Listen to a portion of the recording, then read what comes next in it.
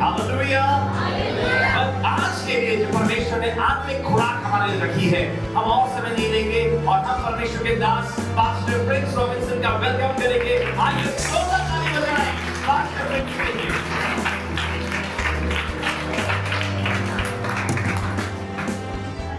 Hallelujah.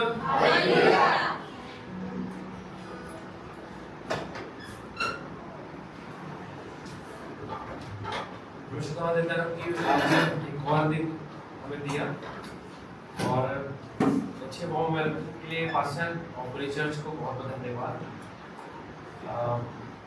आज के दिन थोड़ा सा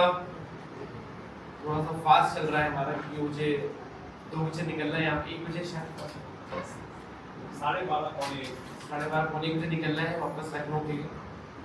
लेकिन मैं फिर से बता देता हूँ कि चंडीगढ़ में पहली बार मुझे आने का मौका मिला। एक बार मैं आ चुका हूँ अपनी वाइफ के साथ में, लेकिन हम लोग जा रहे थे घूमने के लिए। लेकिन पहली बार परमेश्वर ने मौका दिया कि हम सेवकाई कर सकें, और कितनी भली और अच्छी बात है कि भाई लोग आपस में मिले रहें। और ये कलीसिया को परमेश्वर ने इसलिए रखा है कि हम साथ मिल के रहें। आज कुछ एक बातें जो परमेश्वर ने मुझे सिखाई बीते वर्षों में, मैं आपके बीच में शेयर करूँगा। इसलिए अपने कानों को हमेशा खुले रखिए कि परमेश्वर आपसे आज क्या बात कर सकता है। हालेलुया। एक छोटी सी कहानी के साथ में मैं शुरुआत करूंगा। तो कहानी इस प्रकार से है। पास्टर बेनी हिन एक बहुत बड़े कॉन्सेप्ट उनको बुलाया गया, एक बहुत बड़े रिवाइवल मीटिंग में। सभी जानते हैं उनको कि वो आत्मा से भरकर चंगाइयाँ करते थे, और उनके दोस्त ने उनको बोला कि प्लीज बेनी आप आइए हमारे शहर में, और बुलाने का सिर्फ एक ही यही तरीका है कि मुझे कैंसर है, लेकिन मैं अपनी कलीसिया को बता नहीं सकता कि मुझे कैंसर है, वरना क्या होगा, पूरी कलीसिया डिस्करेज हो जाएगी कि बताइए हमारे पासवान जो हमारे लिए प्रार्थना करते थे, हमारी बीमारों के लिए प्रार्थना करते हैं, उनको खुद ही कैंसर है। उन्होंने कहा ना मैंने अपने बच्चों को बताया, ना अपनी वाइफ को बताया है, और ये रिपोर्ट सिर्फ मेरे पास है कि मुझे कैंसर है। और बनी प्लीज अब भाई आइए हमारे शहर में और आप क्रूसेड करिए 3 दिन का, और उस क्रूसेड में बस एक ही लक्ष्य है कि मैं ठीक हो जाऊं। आप तो बहुत से लोगों को परमेश्वर के द्वारा ठीक करेंगे, लेकिन मेरा लक्ष्य है कि मैं ठीक हो जाऊं, ताकि मैं इस कलीसिया को आने वाले बहुत सालों तक संभाल सकूं, परमेश्वर की महिमा कर सकूं। और वो बहुत डरे हुए थे, क्योंकि कैंसर या फिर एक ऐसी बीमारी जो बहुत जानलेवा होती है, अगर आपको रिपोर्ट में पता चल जाए। अच्छी खासे चलते फिरते लोग जो हंस रहे हैं होते हैं, और एकदम से को जब पता चलता है कि घर का दर्द उठा और कुछ एक प्रॉब्लम है, उनकी जिंदगी और सोचने का तरीका सब बदल जाता है। जितने लोग जानलेवा घातक बीमारियों में एक बार पढ़ चुके हैं वो मेरी बात को समझ सकते हैं, क्योंकि मैं खुद उन्हीं में से एक हूँ जिसको डॉक्टर ने बोला कि आपके पास 6 महीने से लेकर 1 साल बचे हुए हैं। जो ये टाइम आपको मिलता है, ये टाइम बड़ा क्रूशियल टाइम होता है। ये टाइम बड़ा संकट और पेनफुल होता है, क्योंकि इसमें आप हर 1 मिनट आप आराम से नहीं जी सकते। अगर आपसे कोई कहे कि बहन आप खुश रहिए, अरे ठीक है 6 महीने आपके पास है, 1 साल आपके पास है, आप खुश रहिए, आप चिंता मत करिए, लेकिन ऐसा नहीं हो सकता। ऐसा नहीं हो सकता। अगर आपको कोई ऐसी बीमारी है जो जानलेवा है, आपके मन में स्ट्रेस रहेगा, आपके मन में वैसे ही वो पासवान जो थे उनके मन में स्ट्रेस था बहुत ज्यादा, और उन्होंने पास्टर बेनी से कहा बेनी मैं चाहता हूँ कि मेरी इतनी बड़ी कलीसिया जो है उसमें 5000 लोग आते थे, लेकिन ये बड़ी कलीसिया डिस्करेज हो जाएगी, और मुझे पता है कि मैं कीमो के द्वारा जाऊंगा, फिर मैं एडमिट होऊंगा और धीमे धीमे मौत की तरफ जाऊंगा। मैंने परमेश्वर से बहुत प्रार्थना करी, लेकिन परमेश्वर मन में डाला है कि मैं आपको बुलाऊं। और जो बेनी थे पास्टर बेनी हैं, वो उन्होंने कहा ठीक है भाई मैं आ रहा हूँ और परमेश्वर आपको बिल्कुल चंगाई देंगे। और अपने शहर से निकल पड़े, वो किसी होटल में रुके। फिर उनको होटल से जब क्रूसेड जा रहे थे तो एक बहुत बड़ी भीड़, जहाँ पे गाड़ियों का जाम लगा हुआ था, और पास्टर बेनी को पहुंचने में बहुत देर हो रही थी, क्योंकि उस क्रूसेड में ऑलरेडी इतने लोग ज्यादा आ गए थे, लाखों लोग, कि वो रोड पे जाम लग चुके थे। और किसी तरह पास्टर बेनी की गाड़ी वहां पहुंच रही थी, क्रूसेड तक पहुंच रही थी, और उनके जो टीम मेंबर्स थे वहां ऑलरेडी वहां पे परमेश्वर की पवित्र आत्मा उस हॉल में आ गई। और उनके पहुंचने से पहले ही चंगाइयां होने लगी, क्योंकि परमेश्वर के जो लोग वहां पे आए हुए थे उन्होंने अपना जीवन परमेश्वर को दिया, पश्चाताप किया। जब आप पश्चाताप करते हैं, सबसे पहले एक चीज होती है, जब हम अपने गुनाहों का पश्चाताप करते हैं, उनको मान लेते हैं, तो एक बहुत बड़ी चीज होती है कि परमेश्वर से आपका जो रिश्ता है, परमेश्वर ने जो कुर्बानी दी परमेश्वर मसीह के द्वारा, उसका क्रूस की मृत्यु सही परमेश्वर मसीह ने, वो इसलिए हुआ कि आपका और परमेश्वर का एक रिश्ता बन जाए। क्योंकि पुराने समय से होम बलि, पाप बलि, मेल बलि इस्राएली चढ़ाते हुए आ रहे थे। बहुत पुराने से खुद ही परमेश्वर ने पहली बार बलिदान कब किया था? याद है? पहली बार पहला जो बलिदान था, पहली जो कुर्बानी थी, परमेश्वर ने दी थी। पहला पेज किसी ने पढ़ा था? अदन की वाटिका में जब उन्होंने वो फल खा लिया जो मना था, और उनको पता चला कि वे नंगे हैं, क्योंकि उनके अंदर वो चीज आ गई। और उस समय क्या हुआ कि परमेश्वर ने कुर्बानी दी, उनको फिर उनकी खाल बनाई, वो उनके पापों की क्षमा की पहली थी। इसका मतलब ये यकीन हो गया कि अब जब भी कोई पाप करेगा तो उसके लिए एक चीज इंपॉर्टेंट है, वो क्या है? कुर्बानी। उसकी कीमत चुकानी पड़ेगी। जो बहुत गरीब थे उनके लिए पंडुक थे, कबूतर थे, जो थोड़े से अमीर थे उनके लिए शायद भेड़ का बच्चा, या फिर और जो बड़े थे उनके लिए बड़े जानवर, लेकिन कुर्बानी सेट थी। क्योंकि जब हम अय्यूब की पुस्तक में आते हैं, अय्यूब की पुस्तक सबने पढ़ी है, अय्यूब परमेश्वर से डरने वाला, परमेश्वर को प्यार करने वाला था। लिखा है कि वो हर बार अपने बच्चों के लिए कि कहीं उन्होंने पाप न किया हो, कुर्बानी करता था। वो चीज कंफर्म नहीं थी, लेकिन पता था कि जवान बच्चे हैं, शायद पाप कर सकते हैं, उनके लिए कुर्बानी क्या करता था। तो मैं आपको समझा रहा हूँ कि कुर्बानी जो है उतनी इंपॉर्टेंट है। और यहाँ पे प्रभु यीशु मसीह ने खुद अपने आप को कुर्बान किया। क्यों कहते हैं कि जो क्रूस पे है कुर्बान, वो मेरा मसीहा है। हर जख्म जो उसका है वो मेरे गुनाह का, हर एक जख्म जो उसके शरीर पे दिया गया वो मेरे और आपके गुनाह के लिए था, कि मैं और आप सिर्फ एक छोटी सी प्रार्थना से बच जाए कि प्रभु यीशु मसीह आपके खून से मुझे धो के पवित्र करे, मुझे साफ करे। और मैं चाहता हूँ कि आप मुझे ठीक करें, आप मुझे तमाम प्रेम के वचन करते हैं, लेकिन यीशु मसीह के द्वारा, क्योंकि वो कुर्बानी आपको मेरे लिए एक परमानेंट कुर्बानी करी गई है। तब तक जो था वो महायाजक का, जो जहाँ महायाजक रहते थे, परम पवित्र स्थान था मनुष्य के मंदिर का, वहां पे सबसे जो लास्ट वाला था परम पवित्र स्थान, वहां पे किसी की भी एंट्री नहीं थी। याजक जो थे स्टार्टिंग में सारे लोग आते थे, बलि चढ़ाते थे, जानवर लिया करते थे, उसके बाद या जो महायाजक था वो ज्यादातर पवित्र स्थान में, वो भी उसका एक टाइम सेट था कि वो उस टाइम पे ही जाएगा।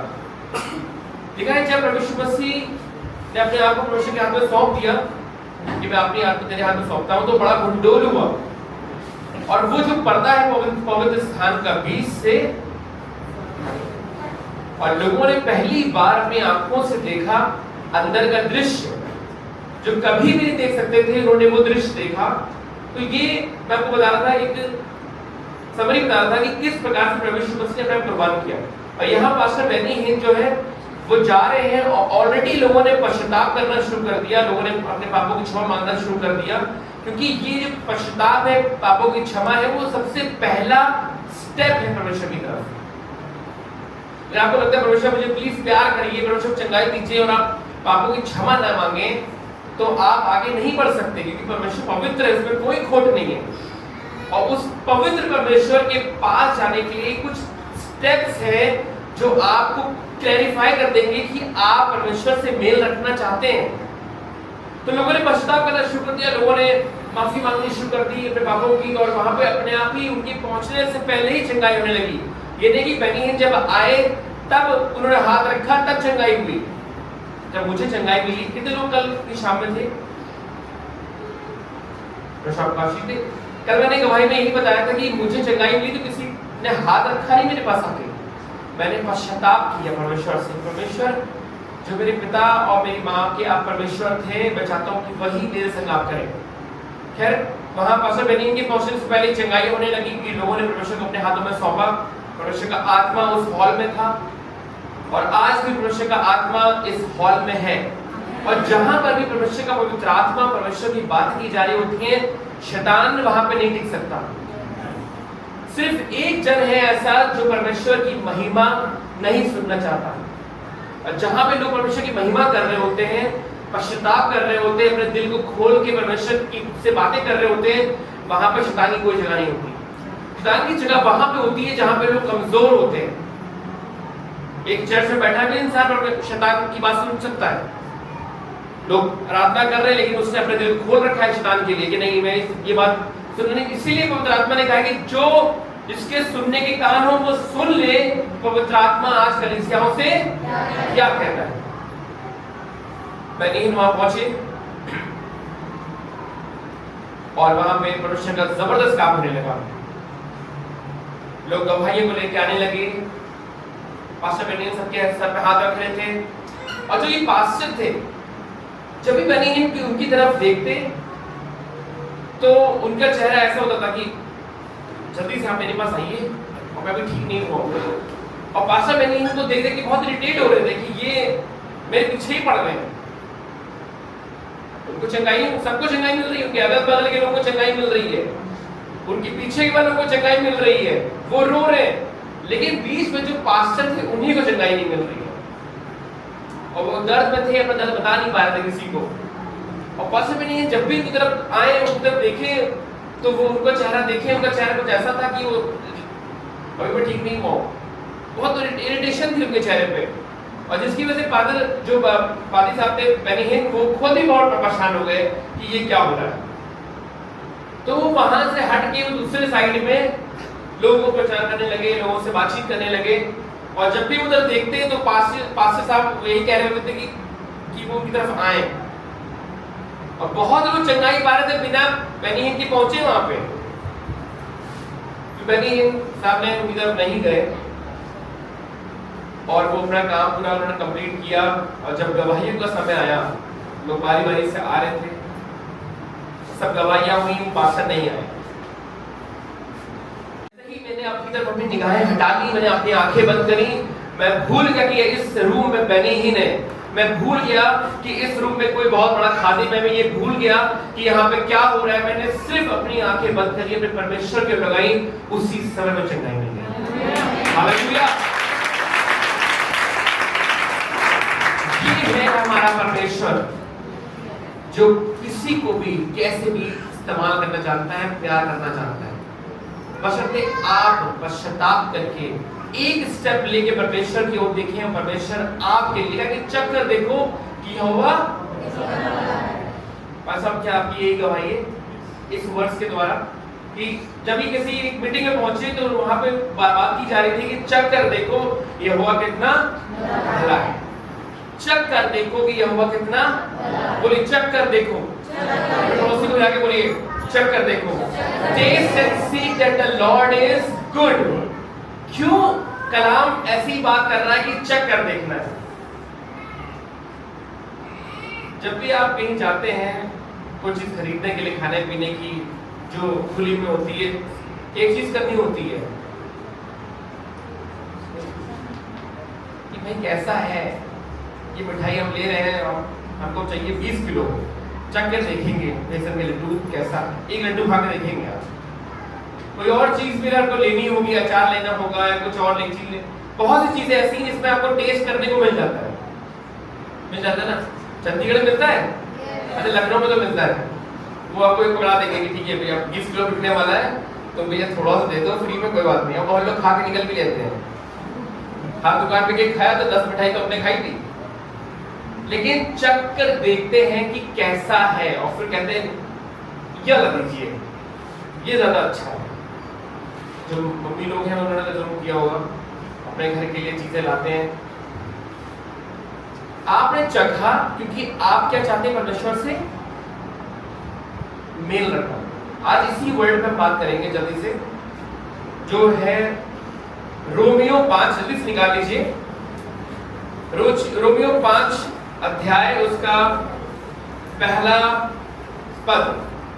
रोमियो 5, अगर किसी मोबाइल में काबिल है वो भी खोल सकते हैं, कोई बात नहीं आज के लिए, लेकिन जरूर से खोलिए वचन जो है ना, यार हर पास ऐसे ही बोलता है, मैं आगे बोलूंगा, वचन जरूर लेके आइए। रोमियो 5 उसका पहला पद, कोई जोर से पढ़ते हैं, बुलंद आवाज से। अतः जब हम विश्वास से धर्मी ठहरे तो अपने प्रभु यीशु मसीह के द्वारा परमेश्वर के साथ मेल रखें। हालेलुया। बहन सन ने सच में अपने बुलंद आवाज में को बड़ी आशीष दे। लेकिन अतः जैसे भीड़ को पकड़े हुए हैं और बहुत सीधे से हैं, संडे स्कूल के बच्चे भी फोटो कलर करते होंगे कि प्रभु यीशु मसीह बहुत क्यूट से हैं, बहुत प्यारे से हैं, बड़े अच्छे हैं, हर बात मान लेते हैं। परमेश्वर के बारे में हम हमेशा पढ़ते हैं कि जलन रखने वाला, विलंब से क्रोध करने वाला परमेश्वर, जो सेनाओं को लड़ने के लिए भेजता था, बोलता था कि सबको खत्म कर देना, किसी को मत छोड़ना, जानवरों तक को मत छोड़ना। परमेश्वर सीधी बात और सीधा प्यार करने वाला, मोहब्बत करने वाला, जलन रखने वाला परमेश्वर है। लिखा है कि उससे हमें मेल रखना है। धन्य में जो मेल करते हैं, क्योंकि परमेश्वर की संतान कहलाएंगे, परमेश्वर के बेटे कहलाएंगे। यहाँ पे वही मेल की बात कर रहे हैं, हमें परमेश्वर से मेल रखना है।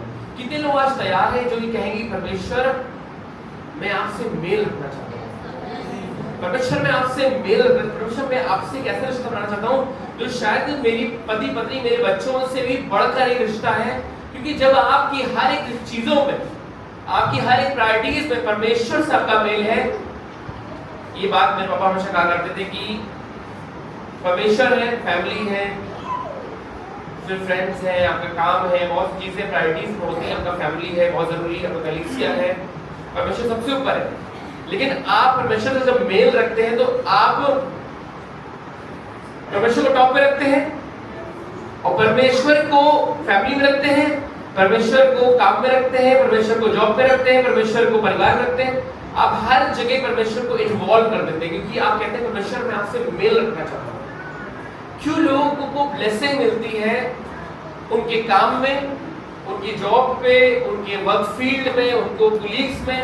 बहुत से लोग कहते हैं कि अरे भाई जब आप आते हैं ऑफिस में अलग ही एक ऑरा बन जाता है। जब आपसे मिलने हम आते हैं तो पता नहीं 2 मिनट बैठते हैं आपके साथ में, बड़ा खुशी होती है, हम भूल जाते हैं अपने सारे दुख। जब आपसे बातचीत करते हैं तो बड़ा अच्छा लगता है। मेरे जो नशेड़ी फ्रेंड्स वो कहते हैं कि वो लोग नशा नहीं करते, जब हम जाते हैं तो कुछ नशा नहीं करते, 2-3 घंटे कोई सिगरेट नहीं पीता, उसके बाद पीते हैं। लेकिन उस कहते हैं कि पता नहीं आपके साथ मन ही नहीं करता पीने का, लगता है कि आपकी बातें सुनते रहे, आपकी गवाही सुनते रहे, आपकी चीजें आप सुनते रहे। तो ये होता है जब आप परमेश्वर से आपका मेल है, आपके अंदर एक अलग ज्योति दिखाई देगी। इसे वचन लिखा हुआ है कि तो पृथ्वी के नमक स्वाद को बढ़ाने के लिए, बस जब स्वाद बिगड़ जाता है तो क्या होता है, लोगों के पैरों तक थम फीका जाता है। लेकिन जब आप नमक हैं, कोई चीज फीकी नहीं रहेगी, आप ज्योति हैं जो छुपा के रख नहीं सकते, जो संसार को रोशनी देने के लिए रखी गई है। तो यहाँ पे लिखा है कि मेल रखें परमेश्वर से। तो आज हम इसी बारे में बात कर रहे हैं। अच्छा, परमेश्वर से मेल रखने के लिए आपको एफर्ट करने होंगे। 2-3 स्टेप्स बता रहा हूँ आपको कि परमेश्वर से मेल अगर आपको रखना है। शायद आज का वचन आपने शायद बहुत बार ये वर्स को सुना हो। जो जड़ीले क्रिश्चियन होते हैं वो लोग तो बचपन से सुनते आ रहे हैं, जो नए विश्वासी होते हैं उनके लिए वचन नया होता है। लेकिन क्या आज का वचन आपके दिल में काम करेगा, ये डिसाइड करना है आपको। प्रिंस भाई जो बता के जा रहे हैं आज, क्या ये मेरे दिल में रहेगा, आज नहीं हमेशा तक। परमेश्वर ने आपको स्वतंत्र इच्छा बनाया है, आप डिसाइड कर सकते हैं कि आपको वचन रखना है कि नहीं रखना। इसीलिए एक दृष्टांत दिया गया है बीज बोने का। कुछ तो 100 गुना फल लेके आए, लेकिन कुछ बीज झाड़ियों में, तो झाड़ियों ने उनको दबा लिया।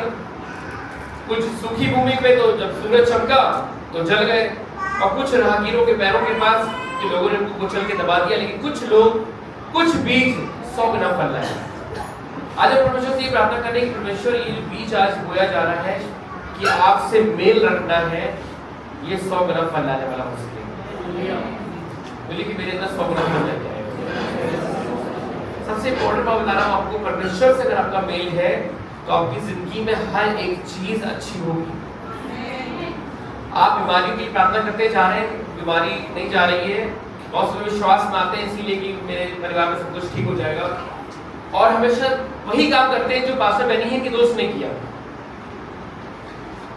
कि जब वो प्रार्थना करेंगे तो मैं बिल्कुल ठीक हो जाऊंगा, मेरे परिवार में खुशियां आ जाएंगी, मेरे सब। लेकिन परमेश्वर से उनका जो मेल है वो नहीं होता, वो बहुत खोखलापन होता है। और परमेश्वर अपने हर एक बच्चे से इसलिए प्यार करता है कि वो चाहता है कि उससे मेल रखे, और चाहता है कि वो उनसे एक दिली रिश्ता हो उनका। तो मेल रखने के लिए क्या करना चाहिए आपको, क्या एफर्ट करने चाहिए?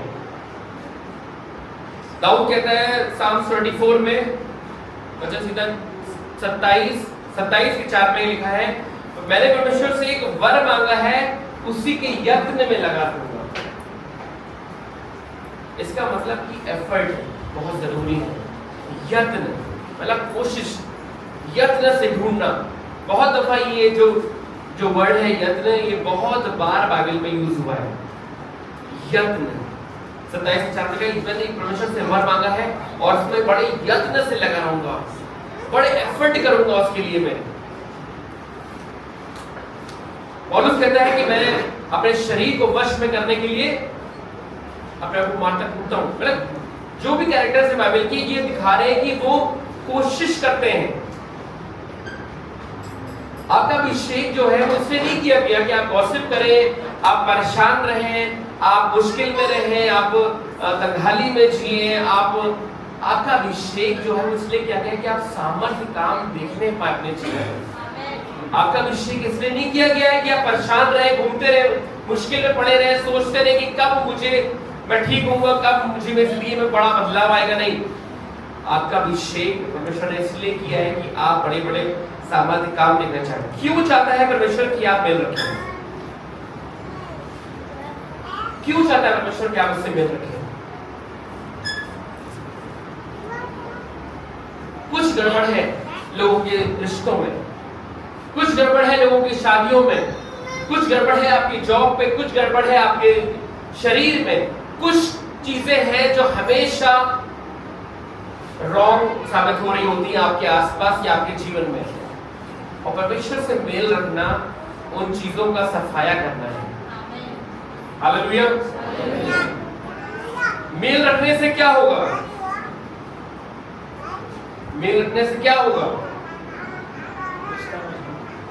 रिश्ता मजबूत होगा। और क्या होगा बताइए?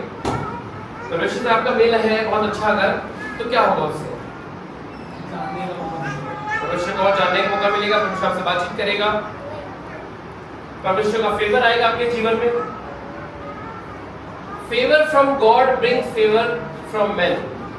अगर परमेश्वर से आपका फेवर है, रिश्ता अच्छा है, तो आप लोगों से भी आशीष मिलेगी। आपको लिटरेचर में लिखा हुआ है 19 या 20 में कहीं पे कि परमेश्वर के राजाओं का मन परमेश्वर के हाथ में नालियों के समान है, वो जितना चाहता है उनको मोड़ देता है।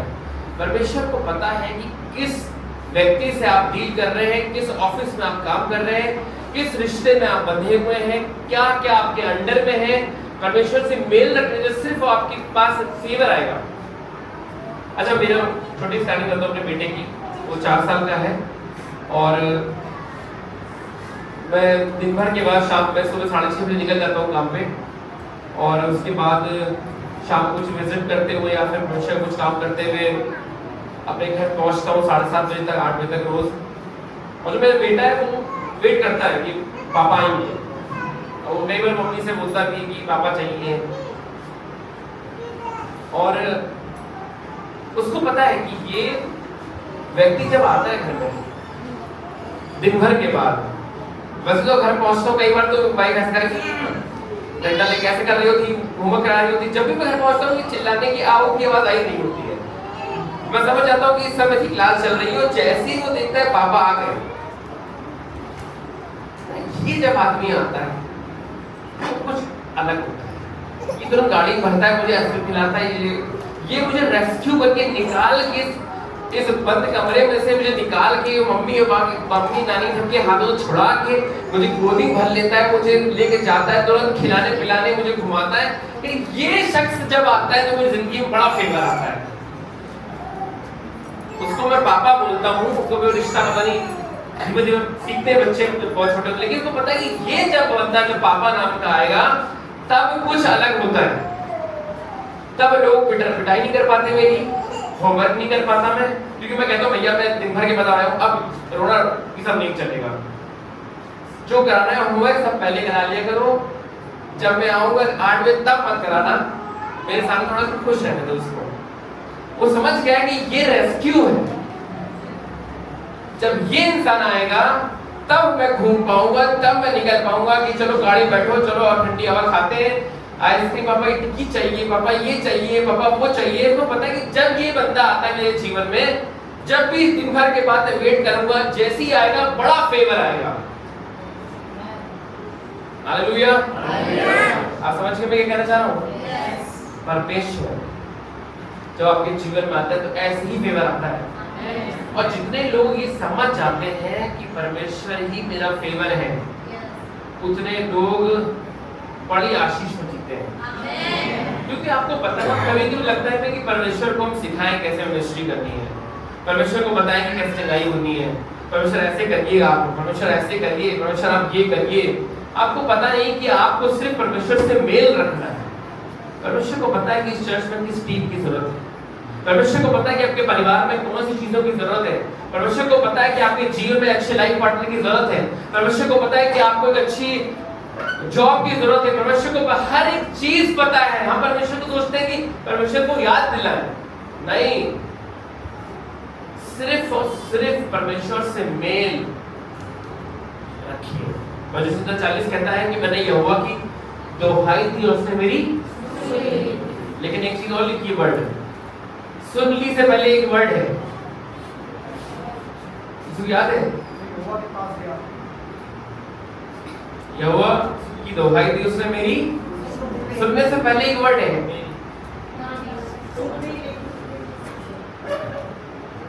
कुछ वर्सेस याद कर लीजिए ताकि आप बोल सकें कि कुछ वर्सेस ऐसी वर्सेस होंगी बाइबल की जो आप शैतान को बोल सकते हैं कि परमेश्वर ने मेरे क्या कहा है। ये वर्सेस जो होती है इसीलिए होती है, जब तो साथ में आप निकाल रहे होंगे, बीमारी भगा रहे होंगे, तो आपको इनकी वचनों की जरूरत पड़ेगी। और आप सीधी प्रार्थना करते रहोगे वचन को नहीं बोला तो आप कभी क्लेम नहीं कर पाएंगे। लिखा है कि और उसने झुक कर, इतना बड़ा खुदा, सेनाओं का यहोवा परमेश्वर, जो ये कह रहा है कि तुम्हारा विश्वास राई के दाने के बराबर हो तो मैं पहाड़ को टला दूंगा, वो कह रहा है कि वो परमेश्वर ने झुक कर मेरी सुन ली। मैंने यहोवा को दोहाई दी और उसने झुक कर सुन ली। ये परमेश्वर है हमारा। अगर आप मेल रखेंगे, परमेश्वर आपकी झुक कर आपको सुनेगा कि मेरा बेटा क्या कह रहा है। सदोम और अमोरा में जब परमेश्वर ने कहर बरपाया, सदोम और अमोरा ऐसा शहर था जो परमेश्वर से बहुत घृणा करता था, बहुत पाप में था। जब उस पर कहर आया, इससे पहले कि उस पर आग गिरती, परमेश्वर ने बोला कि उसने बातचीत करा था कि अगर 10 लोग हों, 5 लोग हों, अगर 2 लोग हों, एक भी नहीं मिला जो परमेश्वर से प्यार करने वाला था। इसका मतलब कि एक अगर चंडीगढ़ शहर में रखा गया है एक बंदा, तो चंडीगढ़ बच सकता है। एक आपके पूरे खानदान में कोई प्रभु को नहीं जानता, लेकिन आप अकेले हैं, तभी परिवार बच सकता है। देखा कि पत्नी के विश्वास से वो अपने परिवार को बचा लेगी, पति को भी, पति विश्वास से बचा लेगा पत्नी को भी, और दोनों अगर मिल गए तो पूरे खानदान को बचा लेंगे। ये फेवर है परमेश्वर का कि परमेश्वर से अगर आपका मेल है तो आपके जीवन में अलग ही काम होगा। अच्छा देखिए, परमेश्वर मनों को जांचने वाला परमेश्वर है, वो जानता है कि आप उससे मेल रखते कि नहीं रखते हैं। यिर्मयाह 17:10 कहता है, मैं यहोवा मन को खोजता, हृदय को जांचता हूं, ताकि प्रत्येक जन को उसकी चाल चलन के अनुसार अर्थात उसके कामों का फल दूं। जैसे मैंने बोला कि परमेश्वर ने दोहाई झुककर सुन ली, करोड़ों जनसंख्या में मेरी सुन ली झुक।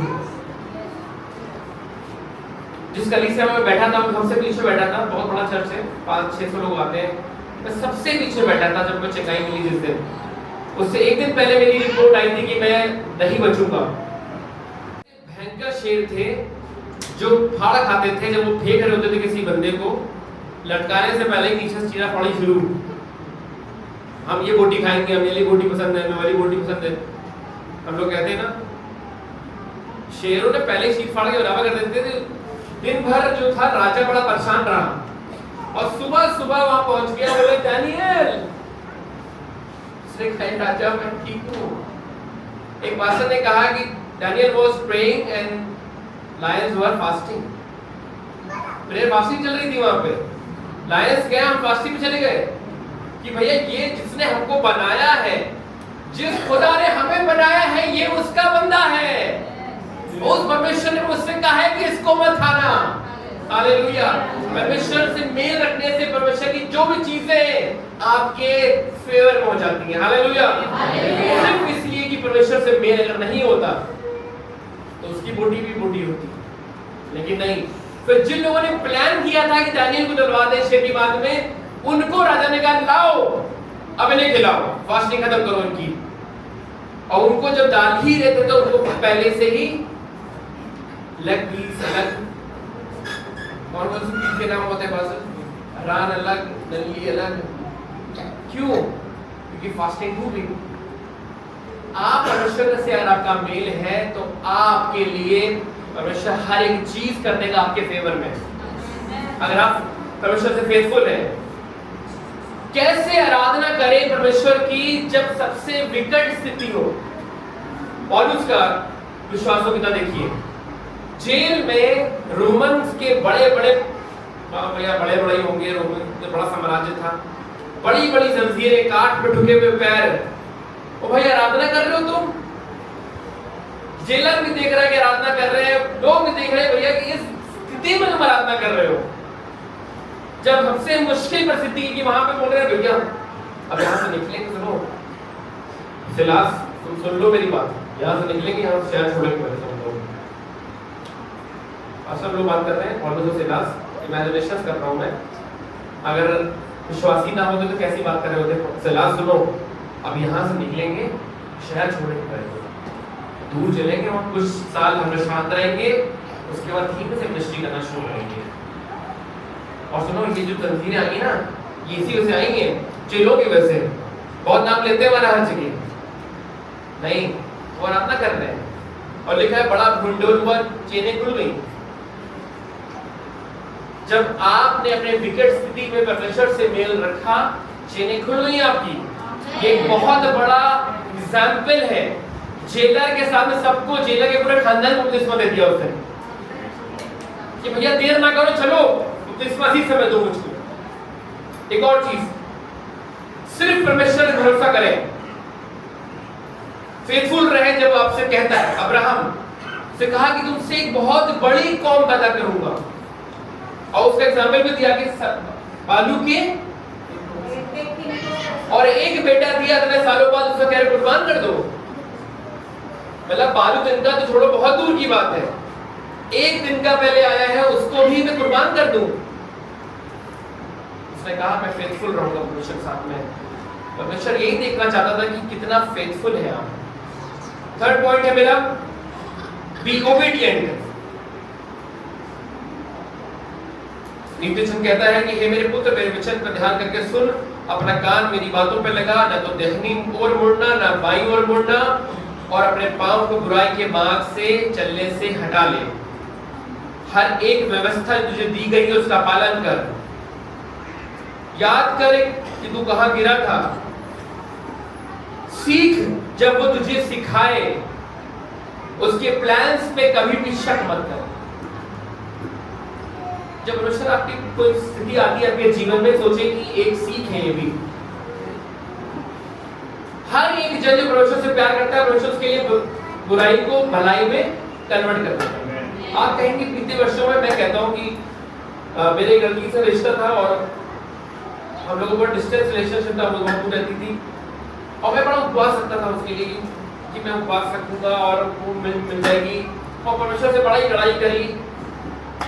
परमेश्वर कभी भी आपके, अगर परमेश्वर ने आपको चुना हुआ है तो कभी परमेश्वर नीचे आके आपसे ये नहीं कहेगा कि चलो मेरे प्लान्स तो ये थे, तुम अपने प्लान्स बता रहे हो तो चलो एक काम करते हैं, ठीक है तो ये तुम कर लो। नहीं नहीं, अगर परमेश्वर के प्लान्स हैं कुछ तो कभी भी परमेश्वर आपसे नेगोशिएट नहीं करेगा, वो आपको सिखाएगा।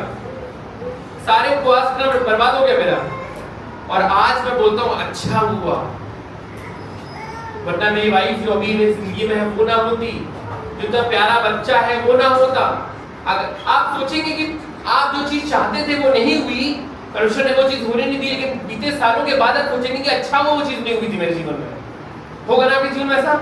अच्छा वो चीज नहीं हुई थी, अच्छा वो जॉब नहीं मिली, अच्छा वो से शादी नहीं हुई, अच्छा वो चीज नहीं हुई मेरी जिंदगी में, अगर वो होती तो आज मैं यहाँ ना होता। क्योंकि परमेश्वर आपको अपने फेवर में चला रहा होता है। ओबीडिएंट बन के रहें, परमेश्वर से प्यार करें भले कोई भी स्थिति हो, और यही चीज आपको परमेश्वर से मेल रखाएगी।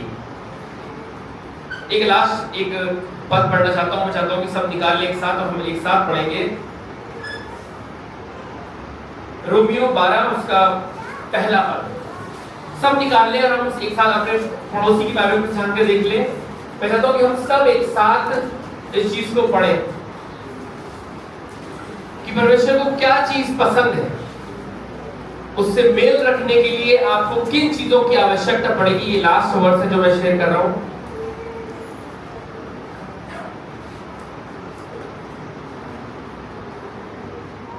निकालिए सबने, अगर निकालिए बोल जोर से बोलिए हालेलुया।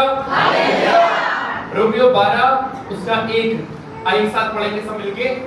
इसलिए हे भाइयों मैं तुमसे परमेश्वर की दया स्मरण दिलाता विनती करता हूं कि अपने शरीरों को जीवित और पवित्र और परमेश्वर को भावता हुआ बलिदान करके चढ़ाओ, यही तुम्हारी आखिरी सेवा है। Hallelujah hallelujah. यही लिखा है कि बलिदान करके चढ़ाओ। स्टार्टिंग से परमेश्वर को बलिदान पसंद था, बलिदान चाहिए था, इसलिए उसने बलिदान पहला किया। परमेश्वर मसीह का बलिदान भी किया आपके लिए, और आपको अब अपना बलिदान करना है। कैसा बलिदान? आत्मिक रूप से अपने आप को बलिदान देना है, अपने क्रूस को उठा के चलना है। और यही परमेश्वर मसीह ने कहा कि वचन लिखा हुआ है कि मैंने संसार को तुम्हारे लिए मैं संसार की कष्टों को सबको जीत चुका हूं, परेशान मत हो। आपको क्या करना है? अपने आप को जीवता बलिदान करके चढ़ाना है परमेश्वर को, कि परमेश्वर मैं नहीं लेकिन आप, और यही परमेश्वर से मेल रखना है। अगर आप परमेश्वर से मेल रखेंगे, आज आइए अपने सामने खड़े होंगे, छोटी सी प्रार्थना करूंगा मैं आपके लिए, और आज हम सब एक साथ एक प्रार्थना करेंगे मिलके।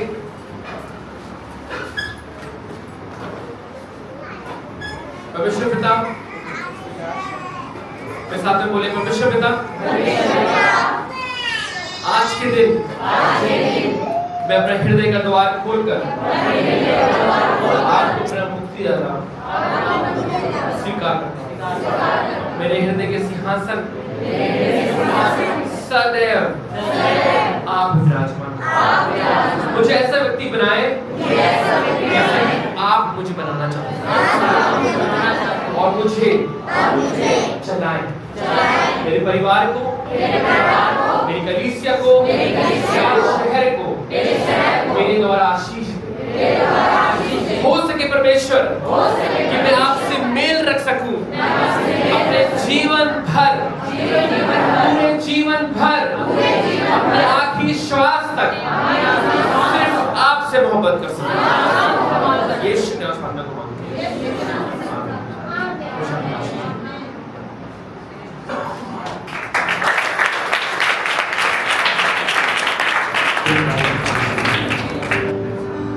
बल्कि हर एक जन जो परमेश्वर यहाँ मौजूद है, प्रभु पवित्र आत्मा उसे छू ले।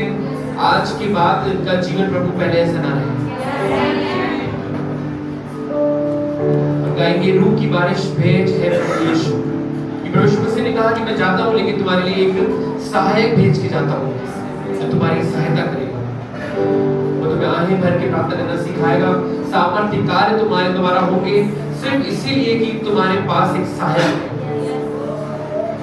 रूह की बारिश भेज ए प्रभु यीशु। सब कहिए रूह की बारिश भेज ए प्रभु यीशु।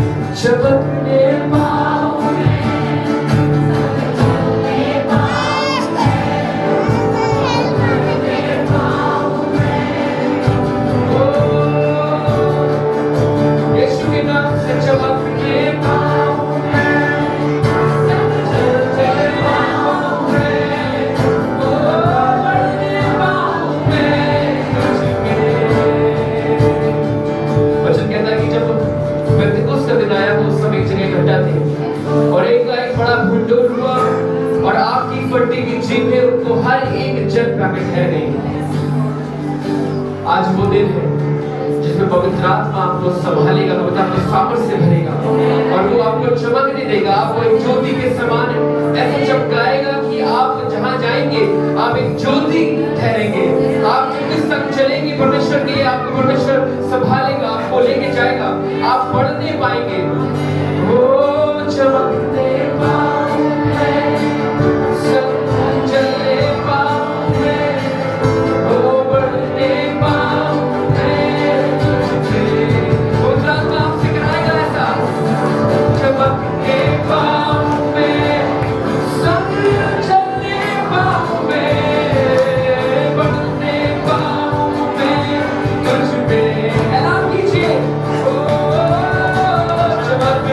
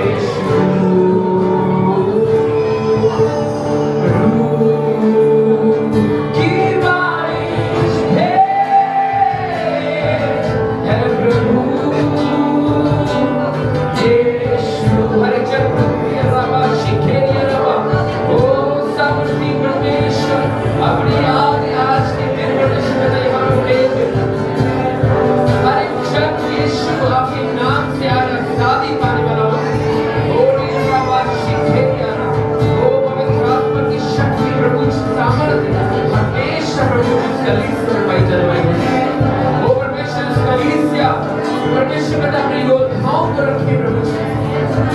इस शहर के लिए प्रभु जी रक्षा का गाना बन सके। काफी पर गाएंगे हम।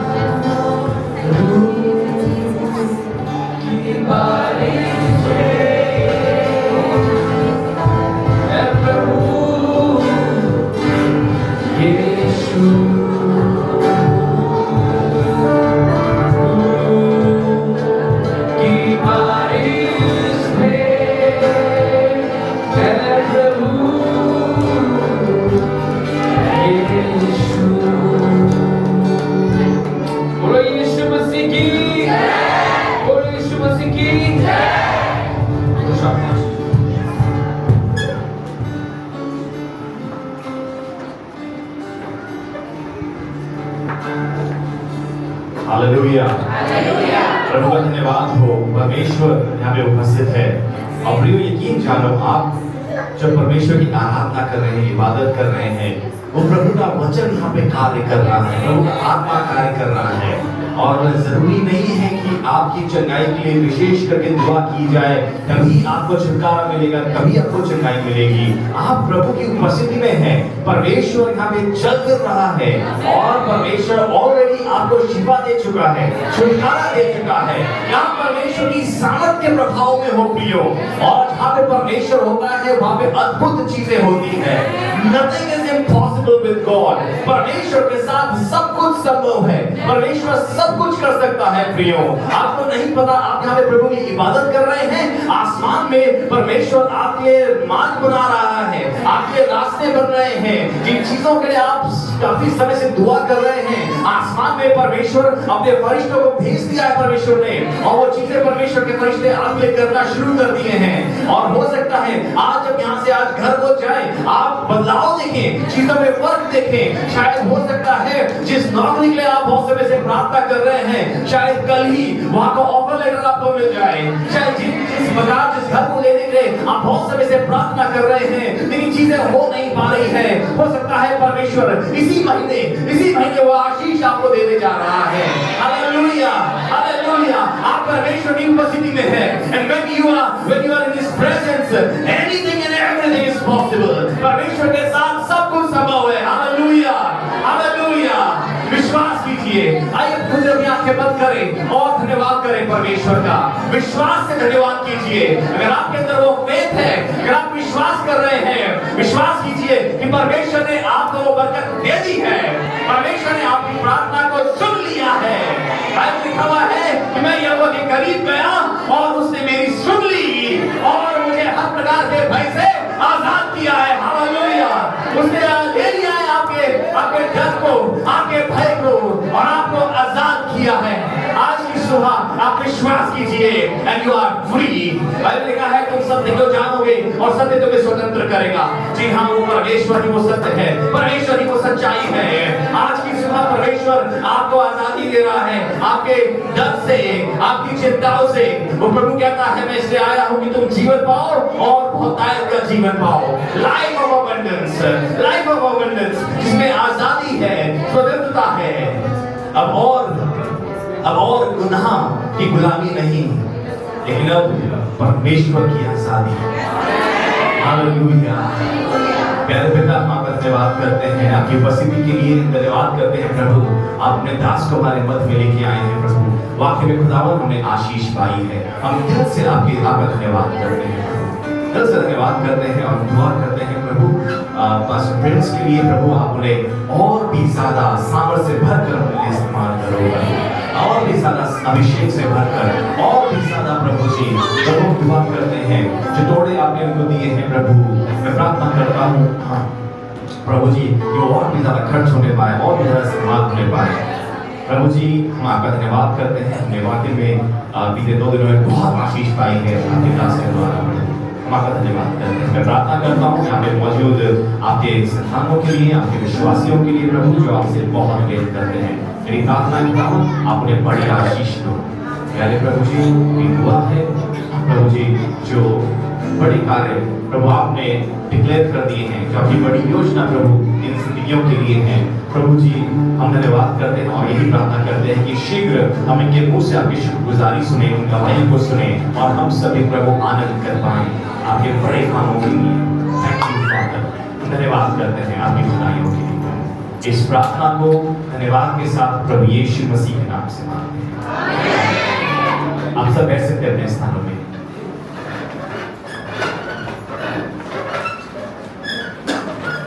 Praise the Lord. किसने आशीष पाई है?